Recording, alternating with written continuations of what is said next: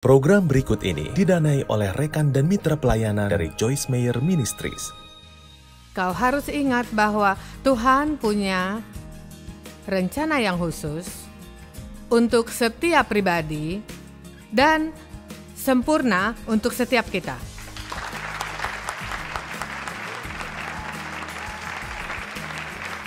Dan kita harus berhenti melihat orang lain yang coba mencari tahu mengapa kita tak punya yang mereka punya.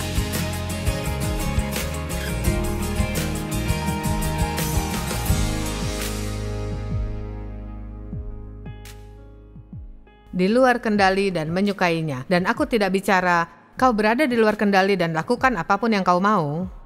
Aku bicara tentang berhenti berusaha kendalikan orang lain dan keadaan dan bahkan terkadang Tuhan, dan belajar bagaimana melepaskan stres, dan kamu suka. Ada dua cara kita bisa lihat. Pertama, kau tak biarkan siapapun kendalikanmu. Itu bukan kehendak Tuhan, itu tak baik untuk mereka dan tak baik untukmu. Dan kau tidak ingin coba kendalikan orang lain. Keinginan mengendalikan berakar pada keegoisan. 1 Korintus 13, 4 dan 5. Kasih itu sabar, murah hati. Ia tidak cemburu atau iri, tak memegahkan diri, dan sombong. Ia tidak melakukan yang tidak sopan. Katakan ini, kasih tidak melakukan yang tidak sopan. Ia tidak pemarah dan tidak sakit hati. Amsal 13:10 katakan, keangkuhan membuat pertengkaran. Kau tak berselisih kecuali masalah harga diri. Amsal 16:5, setiap orang yang tinggi hati adalah kekejian bagi Tuhan. Wow, ia tak akan luput dari hukuman. Yesaya 2:11-12, manusia yang sombong akan direndahkan, dan orang yang angkuh akan ditundukkan. Hanya ada Tuhan yang maha tinggi pada hari itu. Sebab Tuhan menetapkan satu hari menghukum semua yang congkak dan angkuh, semua yang meninggikan diri, supaya mereka direndahkan. Bagus, 3 orang suka. Karena itu rendahkanlah dirimu di bawah tangan Tuhan yang kuat, supaya kau ditinggikannya pada waktunya. Aku berkata menghinamu. Tapi jujur, sebenarnya jika kau sudah cukup lama, kau tahu Tuhan beri kesempatan untuk merendahkan diri. Tapi jika tidak, Dia lakukan untukmu, biasanya di depan umum, dan itu sangat menyakitkan. Jadi selagi bisa aku sarankan lakukan sendiri secara pribadi. Kau benar Tuhan, aku salah. Amin. Nah, tinggi hati juga menyebabkan kita merasa harus selalu memberikan pendapat untuk hal yang sebenarnya bukan urusan kita. Kau tahu ada 3 firman Tuhan yang sangat jelas beritahu untuk kita pikirkan urusan sendiri. Jadi, berapa banyak kita suka masuk dalam urusan orang lain? Ayo, aku tak mau satu pun. Berapa yang seperti, ya. Dave dan aku dulu tinggal di sebelah pria lajang yang punya rumah besar, dan kami tak tahu kenapa pria ini ingin rumah dengan 4 kamar tidur seperti, kau tahu, buang-buang uang. Sekarang, ingatlah, kami bahkan tak tahu nama orang ini. Tapi, suatu hari kami keluar dan Dave atau aku berkata, ya mungkin dia berinvestasi, dan yang lain berkata, ya tapi dia bisa menemukan investasi yang lebih baik karena dia harus mengurus tempat ini. Jadi, kami habiskan mungkin 10 menit membicarakan orang ini yang bahkan kami tak tahu namanya. Alkitab katakan dalam Roma 14 bahwa setiap orang akan memberi pertanggungan jawab tentang dirinya.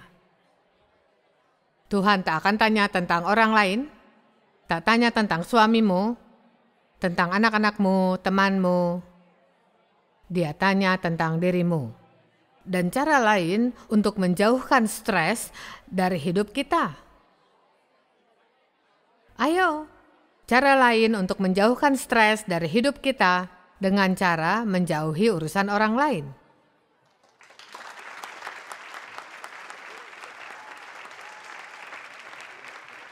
Kau bahkan tidak perlu punya pendapat untuk yang bukan tanggung jawabmu. Bahkan pendapat, ya kupikir, ya tak ada yang peduli apa yang kau pikir, dan tak ada yang mau tahu apa yang kau pikir. Satu-satunya waktu untuk berpendapat adalah waktu diminta, dan kita lakukan dengan hati-hati. 2 Tesalonika 3:11. Kami dengar ada orang yang tidak tertib hidupnya, tidak bekerja tapi sibuk tak berguna. 1 Tesalonika 4:11. Suatu kehormatan untuk hidup tenang, untuk mengurus diri sendiri, dan bekerja dengan tanganmu. 1 Petrus 4:15. Janganlah ada di antaramu sebagai pembunuh, atau pencuri, atau penjahat, atau pengacau. Kau tahu apa yang menarik tentang itu? Orang yang usil ada di daftar pembunuh, pencuri, dan penjahat. Aku baru perhatikan, kupikir, wow, itu pukulan berat. Kau tahu, kita tidak berpikir bahwa usil adalah masalah. Tapi, maksudku itu adalah masalah serius. Kadang aku harus berkata pada diriku, Joyce, itu bukan urusanmu, bukan urusanmu, bukan urusanmu. Ayo, selain aku siapa pernah punya masalah ini? Bukan berarti kita tak boleh mengoreksi mereka atau membantu mereka. Tetapi ada perbedaan dalam membantu seseorang dan coba masuk dalam urusan mereka yang harusnya tak perlu. Contoh bagus di Yohanes 21, mulai pada ayat 18. Ini Yesus bicara pada Petrus. Sesungguhnya ketika engkau muda, kau mengikat pinggangmu sendiri dan berjalan kemana saja, tapi waktu kau tua, kau mengulurkan tanganmu dan orang lain akan mengikatmu dan membawamu ke tempat yang tak kau kehendaki. Dia menyadarkan Petrus bahwa hal itu akan sedikit sulit bagi hidupnya sekarang daripada sebelumnya. Dan aku tak berpikir dia bicara tentang muda usia, tapi tentang muda di dalam Tuhan. Kau tahu, waktu kau muda dalam Tuhan, jujur, kau lakukan apa yang ingin kau lakukan dan berdoa agar Tuhan memberkati. Seringkali dia lakukan untuk jangka waktu tertentu karena dia membangun hubungan ayah dan anak yang penuh kasih denganmu. Tapi sama seperti waktu anak kita bertumbuh, kita tak mau harus terus merawat mereka sepanjang waktu. Kita ingin transisi pada satu titik di mana mereka berkata, Ibu, Ayah, apa yang bisa kulakukan? Jadi, Yesus berkata, ketika muda, kau ingin lakukan yang kau inginkan, tapi sekarang hal itu berubah dan aku akan memimpinmu pada hal yang mungkin tak menarik buatmu, tapi itu yang kubutuhkan. Dan dalam ayat 19 dikatakan, hal ini dikatakannya bagaimana Petrus akan mati dan memuliakan Allah. Petrus disalib terbalik di kayu salib. Dan setelah mengatakan itu, dia hanya berkata, ikut aku. Sekarang, Petrus saat itu hanya perlu katakan, ya Tuhan. Tapi, Petrus berpaling, ia melihat murid yang dikasihi Yesus. Itu adalah Yohanes. Yohanes menulis kitabnya, dan dia menyebut dirinya berulang kali sebagai aku murid yang dikasihi Yesus. Sekarang, aku tahu kepribadian Petrus cukup baik untuk tahu dia sudah menguasai diri. Kau adalah murid yang disukai Yesus. Maksudku ini adalah orang seperti kita. Sedikit membuatku kesal dengar Yohanes katakan itu. Jadi aku bisa bayangkan bagaimana perasaan Petrus tentang itu. Maksudku orang ini punya masalah seperti kita punya masalah jika berada dalam kelompok. Mereka cemburu, mereka berkompetisi. Dan kupikir, tahu kepribadian Petrus, dia mungkin mengalami kesulitan dengan meniru kembali. Kau tahu, Yohanes bersandar pada Yesus saat makan malam dan mereka punya hubungan yang luar biasa dan Petrus selalu ingin itu. Jadi, dia mendapat kabar buruk bahwa menjelang akhir segala sesuatu sulit baginya. Dia melihat Yohanes dan ia berkata, waktu Petrus melihatnya katanya, "Yesus, bagaimana dengan dia? Apa yang akan terjadi padanya?" Ya, kau tahu kita tak senang jika kita mengalami kesulitan dan semua orang bersenang-senang. Setidaknya jika kita menderita, kita ingin teman juga ikut menderita. Dan Yesus berkata ayat 22, "Jika aku menghendaki supaya ia tinggal sampai aku datang, itu bukan urusanmu, kau ikut aku." Jadi Yesus berkata pada Petrus, "Pikirkan urusanmu, pikirkanlah ini 1 menit. Kita punya masalah, kita sudah punya masalah sangat lama. Mungkin kau wanita yang belum pernah berkencan selama 12 tahun. Dan temanmu yang tidak semenarik dirimu menurutmu,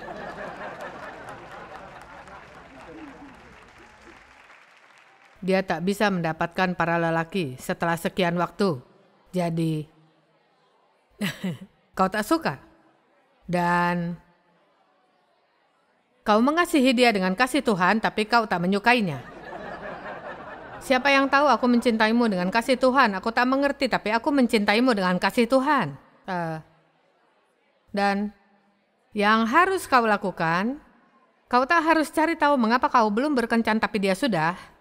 Kau beritahu Tuhan bahwa itu tak adil. Kau harus ingat bahwa Tuhan punya rencana yang khusus untuk setiap pribadi dan sempurna untuk setiap kita.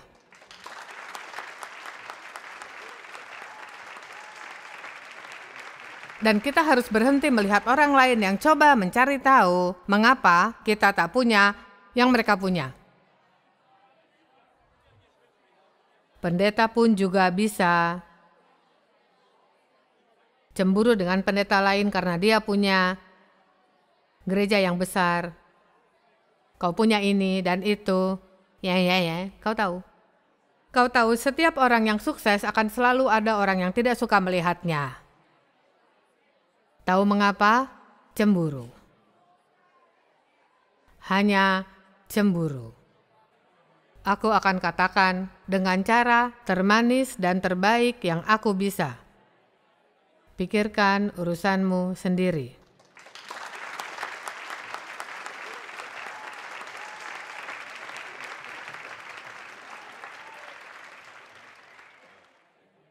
Alasan ketiga mengapa kita coba mengatur orang adalah kita takut dimanfaatkan. Setelah mengalami pelecehan seksual oleh ayahku yang dia lakukan lewat mengendalikan, manipulasi dan kendali, dia tak memaksaku secara fisik, tapi dia membuatku takut. Dan ayahku mengendalikan semua yang terjadi di rumah. Apa yang ingin dia tonton itu yang kau tonton, kau makan apa yang dia ingin, kau bangun waktu dia bangun, tidur waktu dia tidur. Dan suatu ketika di tengah-tengah semuanya itu, aku mulai berjanji pada diriku. Waktu aku keluar dari sini, tak ada lagi yang boleh mengaturku. Jadi waktu kau bersumpah pada dirimu dalam hati, aku akan menikahi pria pertama yang datang dan dia seorang penipu dan pencuri. Dia selalu berbohong dan manipulatif. Jadi waktu aku melewati ayahku dan suami pertama, lalu Dave yang hebat muncul. Aku mengambil semua untuknya. Jadi ketika Dave ingin beri sedikit nasihat, atau sepertinya Dave sangat melindungiku. Jadi dia selalu memberitahuku agar aku tidak terluka. Seperti bagaimana keluar dari bathtub. Kau tahu hal-hal yang seperti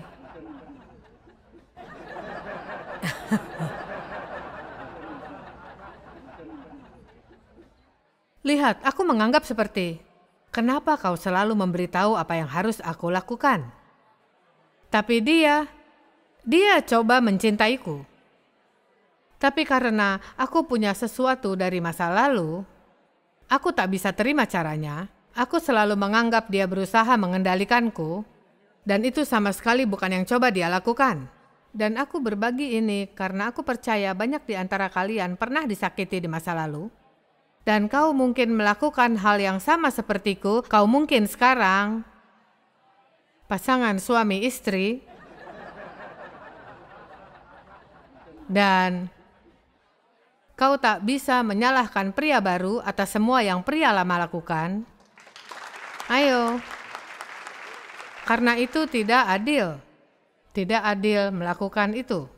Lalu aku sampai pada titik di mana aku bertobat karena sumpah yang kubuat. Tak ada yang kendalikanku lagi, tak ada yang kendalikanku lagi. Dan aku harus kembali menyadari bahwa Tuhan menciptakan keteraturan kemanapun kau pergi. Dan kemanapun kau pergi, ada yang bertanggung jawab, ada yang punya wewenang. Dan kau harus mau untuk berada di bawah otoritas. Dan aku berkhotbah saat ini adalah rumah Joel dan dia duduk di sana dan dia yang memegang kendali. Karena jika dia katakan untuk tidak lakukan sesuatu, maka aku tak lakukan. Dan kita harus mau berada di bawah otoritas. Dengarkan aku, ada banyak pemberontakan di dunia saat ini. Sulit dipercaya bagaimana orang-orang itu memberontak. Alkitab mengatakan pemberontakan adalah roh antikris. Kita harus berhati-hati dengan sikap yang merambat ke semua orang, bahwa tak ada yang dapat memerintahku, aku akan lakukan yang kumau. Waktu Tuhan menetapkan aturan, tak ada orang yang bisa mengendalikan orang lain, tapi itu agar ada kedamaian. Semua orang jelas tak bisa bertanggung jawab. Seseorang harus selalu menjadi yang terakhir dipanggil dalam segala sesuatu. Orang itu juga menjadi orang yang bertanggung jawab. Sekarang, mungkin tak ada dari kita yang punya masalah berada di bawah otoritas. Kau tak punya urusan dengan otoritas jika kau tak tahu bagaimana berada di bawah itu.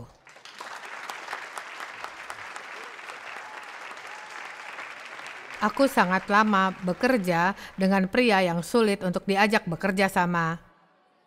Dan dia tak adil dalam banyak hal. Dan Tuhan gunakan situasi itu untuk mengajariku bagaimana tunduk dan sopan dengan seseorang yang bertentangan denganku. Tapi aku belajar banyak dari pengalaman itu. Terkadang semua yang kau pelajari tak menyenangkan. Seperti dianiaya, aku belajar tidak menganiaya orang lain. Karena aku tahu rasanya. Karena itu, aku alami. Jika kau punya jiwa kepemimpinan, anggap dirimu pemimpin bukan bos. Karena jika kau berkata aku bos, kau bersikap seperti bos. Jika kau anggap dirimu pemimpin, maka kau tahu kau harus jadi contoh yang baik untuk orang lain. Bukan hanya beritahu mereka harus seperti apa, tapi pimpin mereka dengan contoh. Mereka harus seperti apa. Jadi kita bisa kendalikan karena kita takut dimanfaatkan. Atau hal yang keempat, kita bisa mengendalikan orang lain karena kita punya kepribadian yang kuat. Dan kepribadian kita, kepribadian yang diberikan Tuhan, memang berperan.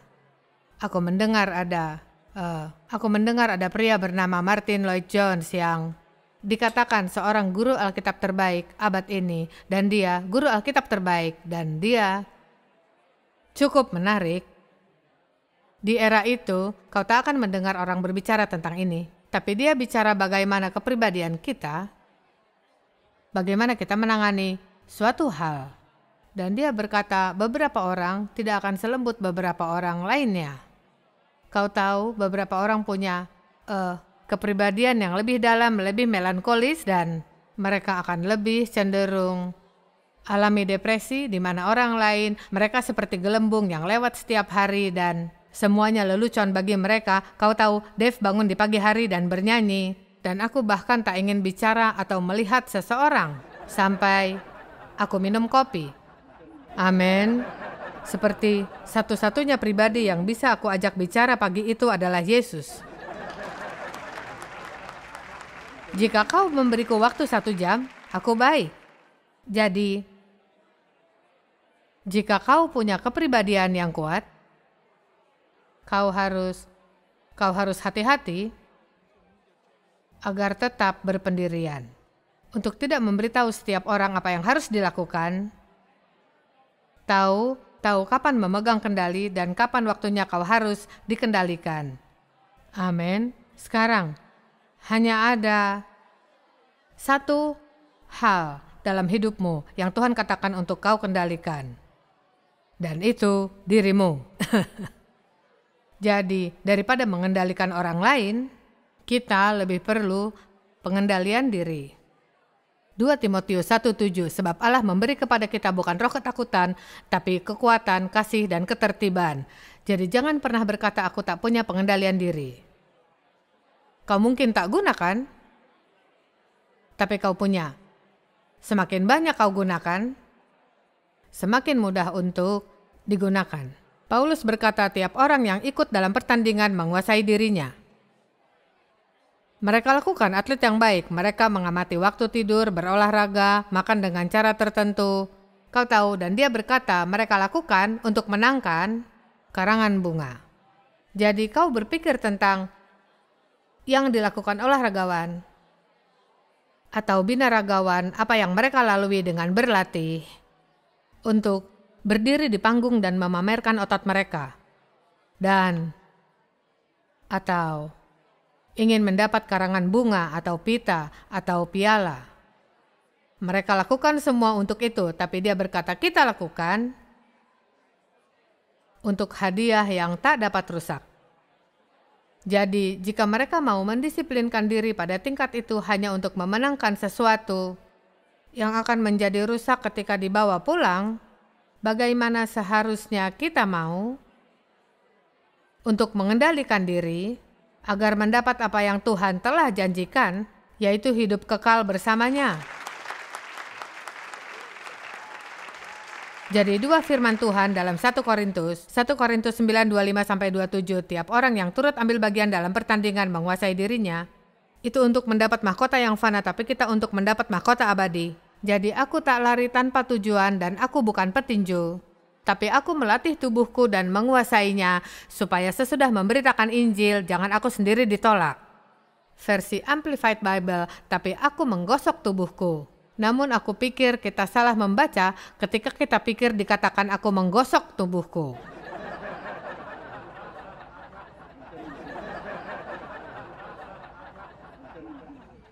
Di sini Paulus berkata, aku menggosok tubuhku. Ejaan yang sama, pengucapan berbeda. 1 Korintus 6:12. Segala sesuatu halal bagiku, tapi tidak semua berguna. Semua hal halal bagiku, tapi aku tak membiarkan diriku diperhamba oleh apapun. Aku tak biarkan gula kendalikan, tak biarkan narkoba kendalikan, tak biarkan alkohol kendalikan, tak biarkan orang kendalikanku. Ayo sekarang, aku tak biarkan gangguan makan kendalikanku. Kita tak sadar terkadang betapa kuatnya kita dengan Tuhan di pihak kita. Aku dapat lakukan semua melalui Kristus yang beri kekuatan yang aku butuhkan. Semua orang ingin bebas dari mengendalikan orang dan keadaan. Kebebasan sejati datang dari dalam waktu kita berserah pada karya Yesus Kristus dan kuasa transformasinya dalam kita. Dia bisa ubah kita dari dalam keluar.